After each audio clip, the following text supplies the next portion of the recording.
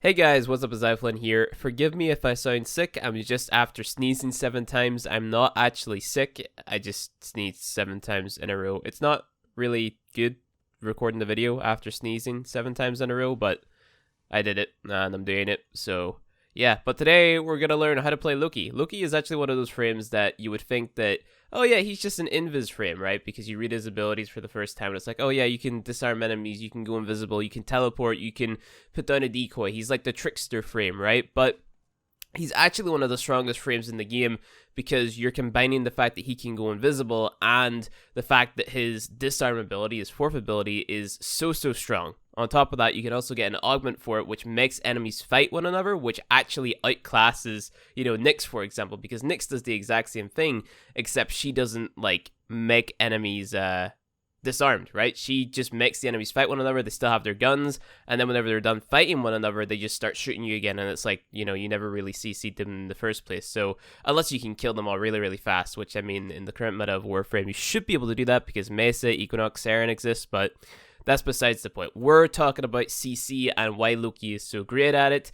He's actually like one of those frames that I would say is essential in the likes of a endurance survival or an endurance defense run, just because of his fourth skill and also the fact that he's really fast. He can go invisible, so you can take care of those high priority targets such as nullifiers and the likes, because like they can't see you, so you just have that open window to go and kill them, right? So there's lots of different ways to build Loki, right, around this disarm, but we're just going to go ahead and we're going to put together a build with all of the different essential mods, right? Because it's pretty straightforward whenever you come to play him. You just have to press 4 a lot, but yeah, to make the most out of your fourth ability, you want to be able to use it as much as possible. You want to have the augment on, and you also want to have it cover as much range as possible as well. Also, duration is going to affect the amount of times that enemies stay affected by the radiation proc on your augment, right? So let's just go ahead and take a look at the augment first so you guys get what I mean. Irradiating Disarm. It's not necessary, but it's really good, right? So radial disarm augment, enemies will be affected by radiation for 9 seconds. So you have this base 9 seconds, which increases with your power duration. Radiation procs make enemies fight one another, for those of you who don't know that, right? So you equip this mod, no stats change, whatever, but now it's down to you to, take a look at what this mod does and then kind of leverage that, right? So we want to make our radiating disarm cover as much room as possible, right? So at base, we have a 20-meter range in our radial disarm.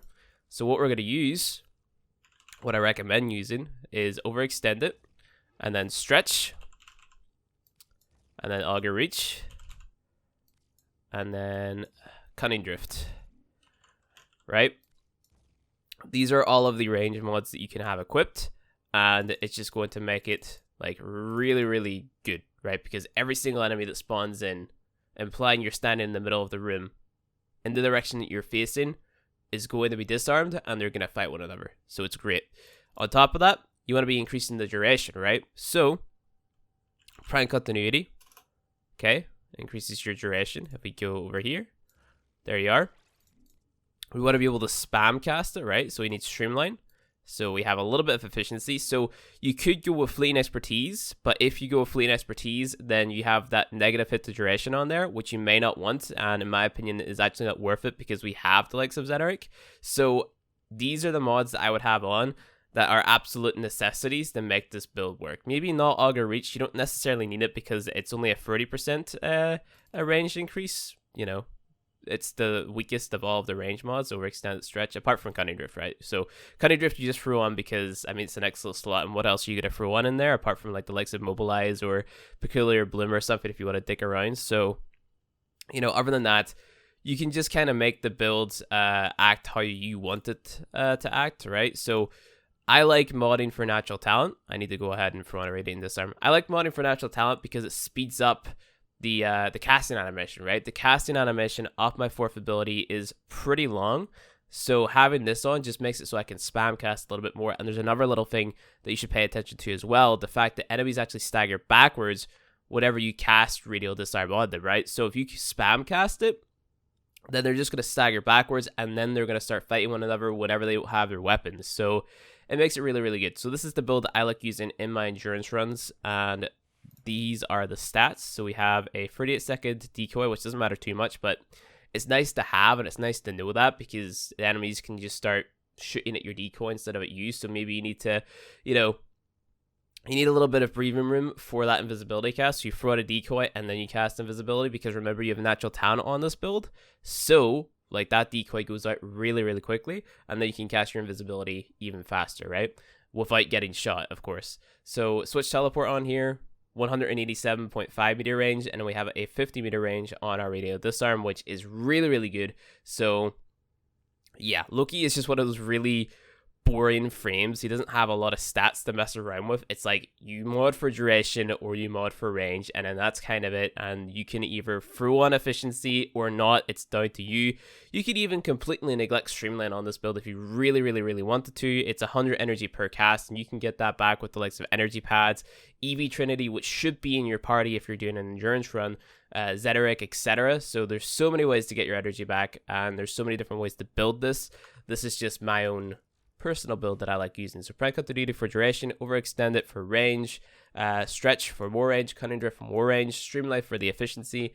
Prime Flow's on here because, I mean, I like having Prime Flow on, but you can replace this for Augur Message or Augur Reach, up to you, or any other mod that you like, basically. Constitution could go on there as well, and that's just going to increase the amount of time that enemies stay irradiated for, right? So yeah, it's really down to you. Natural talent, you can also swap off for whatever you like if you're fine with that longer casting animation. And I have a dash on my aura for cruise projection because I'm going to be taking him into endurance runs, right? So that being said, let's go ahead and jump in and actually use Loki in the likes of a void defense, right? Because that's what we came here to see. So we're going to jump into a void defense on Tyrannus, right?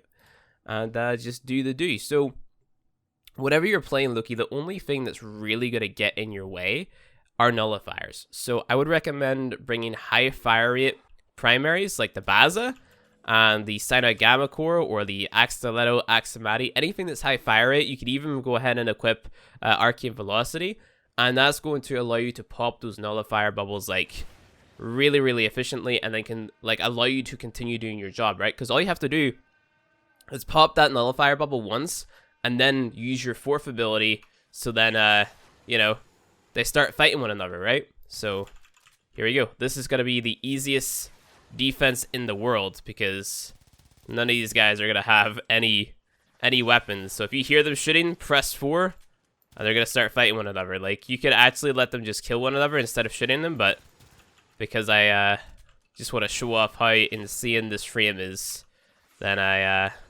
want to shoot them. So, hey, look, they're fighting one another. And they kill one another. It's crazy. No way, dude. No way. Oh, this guy. They're dead. Oh, he's got a weapon. No, he didn't have a weapon anymore. I'm invisible too. They could shoot me. And, like, that's how fun of a frame he is. He is very, very squishy. I do have Vitality on my build because, like, I mean, like, it's just for, like, going through casual content and helping newer players, really, is the reason Vitality is on there. You can replace Vitality for, like, literally anything else, because you can go invisible, which means you shouldn't be getting shot. And if you're going into an endurance run, then, like, having Vitality on there is pointless, because you're going to get to the point where you're going to get one shot anyway, and you should just be staying within your Frost Snow Globe and, you know, being healed by your Trinity and all that stuff. So you're going to get to the point where you get one shot, implying you're going far enough, but you should just be constantly spamming your fourth ability, right? Just make sure that those enemies, as soon as they spawn in, they do not have a weapon, and then if you see a what's it called? A nullifier, you go invisible, and you go and you take it out, and then you go back over here, and you just keep on spamming 4 again, and your EV Trinity will be the person who is, like, giving you that energy, right? So there's a lot of different options. I would recommend, if you are going into an endurance run with Loki Prime or regular Loki, drop Vitality for Fleeting Expertise, because then you can spam it more, you can get more casts off. But of course, there's the argument that you have a Trinity with you and yada yada yada. Really down to you, but you're gonna be counteracting that minus what's it called, duration, by putting something else on, right? So you can have more range, you can have more duration. So you're always gonna get more if you drop natural talent, you drop vitality, etc. So there's a lot of options there to do as you please, right? So I don't know.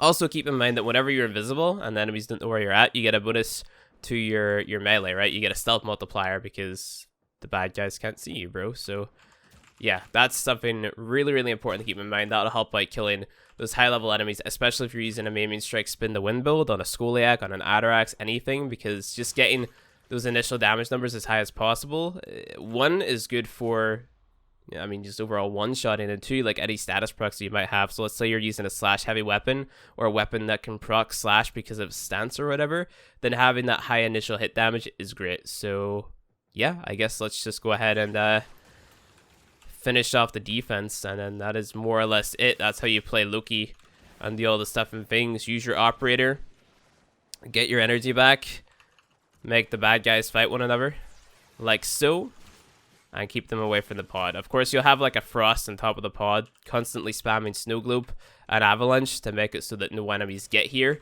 So should be pretty easy enough to control the battlefield playing as your boy Loki. I remember doing like Wave 90 defense to get my first ever Loki Prime systems. It was a grind. I've done so many of those runs, but this frame, even regular Loki, it doesn't have to be Loki Prime, so worth it, dude. Like, one of the best frames in the game, will carry you through so much content, and is the savior of so many runs, implying you have a grip who aren't necessarily like super awesome at the game like you are, because you're watching, you know, this video and you know how to play Loki like a professional player, right? Because I'm super professional at everything, right, guys?